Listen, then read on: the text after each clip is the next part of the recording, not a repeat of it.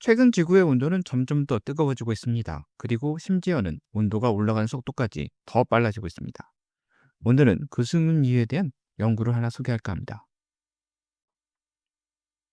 데이터를 보면 지구 기온이 최근 분명하게 더 빠르게 상승하고 있다는 것을 쉽게 알 수 있습니다. 이 그래프는 1850년에서 1900년대 평균을 기준으로 지구 평균 기온을 표시하고 있는데요. 1970년대 이후 본격적인 상승세를 보이더니 최근에는 그 속도가 더 빨라져서 파리 기후 협약에서 목표한 1.5도 수준에 도달한 모습을 보이고 있습니다. 이렇게 지구 온난화가 이루어질 뿐 아니라 최근에는 온도 상승에 가속도가 붙었다는 것을 보여주는 연구들이 나오고 있는데, 최근에 발표된 논문 한 편을 소개해드리겠습니다. 독일의 포츠담 기후충격 연구소의 스테판 람스토르프와 미국의 통계학자인 그랜드 포스터가 2026년 지오피시컬 리서치 레터스에 발표한 내용인데요. 지구 온난화 속도가 2015년경부터 통계학적으로 유의미하게 가속되었다는 내용입니다. 1970년에서 2015년 사이 10년 평균으로 0.2도씩 상승하는 온도가 최근 수년에는 0.35도로 그전보다 확실히 빠르게 올라가기 시작했는데, 이는 5개 주요 글로벌 평균 지표면 온도 데이터셋을 종합한 결과입니다. 물론 이거는 그냥 그래프만 봐도 알 수 있는 건데 굳이 이거를 통계적으로 증명하느냐? 거기에는 이유가 있습니다. 지구 평균 기온은 자연적인 변동성이 존재해서 단기적인 변화가 실제 추세인지 확인하기 어려운 부분이 있기 때문이죠. 예를 들어 엘니뇨에 따른 단기적인 기온 급상승인지, 화산 활동에 의한 일시적인 대기 냉각 효과 때문인지, 또 11년 주기의 태양 주기에 따른 복사열의 변화 때문인지 알 수 없는 부분들이 존재하는 거죠. 그래서 혼란 변수를 제거하고 난 뒤 지난 10년간 온도 상승이 분명히 자연적 변동이 아니라 가속 상태임을 증명한 연구입니다. 엘니뇨 파동도 제거하고 화산재에 의한 냉각 효과도 제거하고 태양 주기 변동도 제거를 했더니 조정전 데이터를 보니 확실히 온도가 더 빠르게 상승하고 있다는 걸 알 수 있었다는 거죠. 그런데 여기까지 들으면 지구 대기 중 온실가스 증가 속도가 점점 더 빨라지니 당연한 것 아니냐고 생각할 수 있습니다. 하지만 실제로 이는 대기 중 온실가스 증가 속도라면 설명할 수 없는 가속도입니다. 10년 동안 0.2도 상승하던 게 갑자기 0.35도가 될 만큼 이산화탄소 농도가 급격히 오른 건 아니기 때문이죠. 따라서 연구팀은 다른 원인들을 지목하고 있습니다. 그중 가장 흥미로운 내용은 대기오염 배출 규제의 나비 효과입니다. 황산 같은 오염물질 규제로 인해 배출이 줄어들면서 이 물질들에 의한 에어로졸 냉각 효과가 사라졌다는 것이죠. 사실 이 내용은 이전부터 다른 선행 연구를 통해 주장됐습니다. 다음 페이지에서 소개할 건데요. 간단히 말씀드리면 이 에어로졸은 직접 태양광을 산란 반사시키기도 하고 간접적으로 구름을 많이 만들어서 온도를 낮춥니다. 2022년 독일 라이프치 대학의 요하네스 쿠아스 등이 발표한 선행 연구입니다. 2000년 이후 규제로 인해 에어로졸 효과가 감소하면서 지금까지 가려져 있던 온실 효과가 나타나기 시작했던 내용인데요.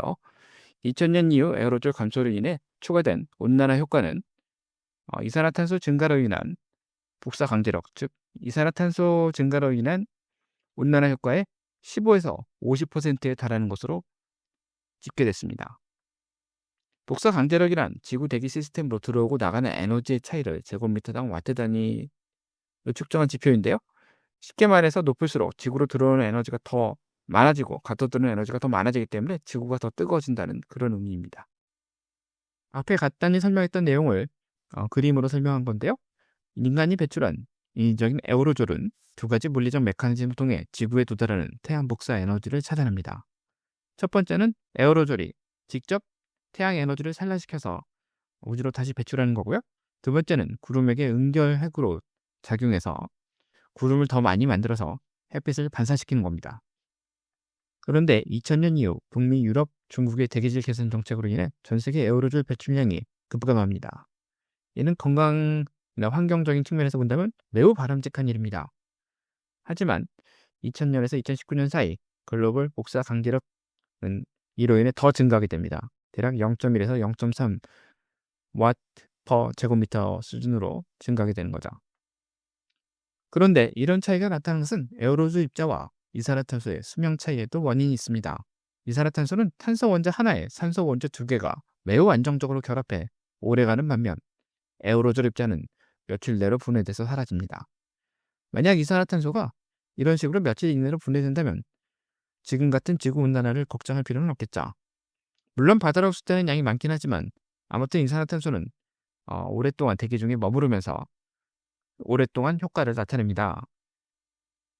이런 차이가 에어로졸 감소로 인한 즉각적인 변화를 이끌어낸 거죠. 여기에 더해 최근 에어로졸에 대한 냉각 효과를 더 감소시킨 이벤트가 있습니다. 2020년 1월 1일부터 국제해사기구 IMO가 시행한 선박연료 유황 규제, 이른바 설퍼캡입니다. 선박에는 값이 저렴한 고유황 연료가 사용됐는데 상대적으로 여기서 나오는 오염물질이 많아지자 이에 대한 강력한 규제가 시작된 거죠. 글로벌 유황 함량이 최대 3.5%에서 0.5%로 감축되고 배출 규제 지역에서는 0.1%로 더 줄어들게 됩니다. 그 결과 이산화황 배출량이 연간 850만 톤 정도 감소하게 되었다고 합니다. 당연히 미세먼지나 생성비가 감소하고 인간 건강 및 해양 생태계 보호에 매우 긍정적인 효과를 기대할 수 있었습니다. 반면 에어로졸 감소로 인해서 단기 온난화는 약간 가속될 것으로 예상을 했습니다. 그래서 2000년 이후부터 오염물질 규제로 인해 꾸준히 에어로졸이 감소하면서 지금까지 가려져 있던 온실 효과가 나타나기 시작했고 최근 온도가 더 빠르게 상승하는 현상에 기여한 것으로 보입니다. 하지만 건강과 환경 오염을 생각하면 이제 와서 규제를 없애기는 어려운 상황이죠. 그리고 잘 생각을 해보면 에어로졸과 이산화탄소 모두 인간이 인위적으로 많이 배출해서 문제가 된 것이죠. 둘이 서로 상쇄작용을 했다고 해서 어느 한쪽을 다시 복구할 수는 없습니다. 에어로졸처럼 결국 이산화탄소 역시 감축해야 문제가 해결됩니다. 물론 에어로졸에 대한 연구가 다른 요인에 의한 온도 상승 가속을 부정하는 것은 아닙니다. 예를 들어 이산화탄소 역시 더 빠르게 증가하면서 온도를 점점 더 끌어올리고 있습니다. 1960년대 지구 대기 중 이산화탄소의 연평균 증가율은 0.8 ppm 수준에 불과했습니다. 그러나 지난 10년간 증가율은 2.6 ppm으로 3배 이상 증가했습니다. 따라서 이런 요인이 지구 기온 상승 속도를 더 빠르게 하겠지만 최근 10년간의 상승 속도는 이것만으로는 설명하기 어렵기 때문에 이런 다른 요인도 있다는 그런 얘기겠습니다. 결론적으로 최근 지구 기온은 더 빠르게 상승하는 중입니다. 대기 중 이산화탄소 및 다른 온실가스 증가만으로는 설명이 어려운 수준입니다. 따라서 에어로졸에 의한 냉각 효과 소실 등 다른 요인이 영향을 미친 것으로 생각됩니다. 하지만 그렇다고 해서 대기 오염물질을 다시 방출할 수도 없는 거고 이산화탄소 배출을 지켜만 볼 수도 없는 일입니다. 결론적으로는 둘 다 감축해야 될 인류의 숙제입니다. 연구의 결론은 에어로졸에 의한 냉각 효과가 사라진 만큼 더 적극적으로 온실가스 배출을 줄여야 한다는 것입니다. 다만 현실은 그렇지 않기 때문에 이산화탄소 농도는 더 빠르게 증가하고 있고 온실 효과도 당분간 브레이크 없이 계속 진행될 것으로 우려되는 것이 지금의 안타까운 현실입니다. 지금까지 경청해 주셔서 감사합니다. 다음에 또 다른 과학 주제로 찾아뵙겠습니다.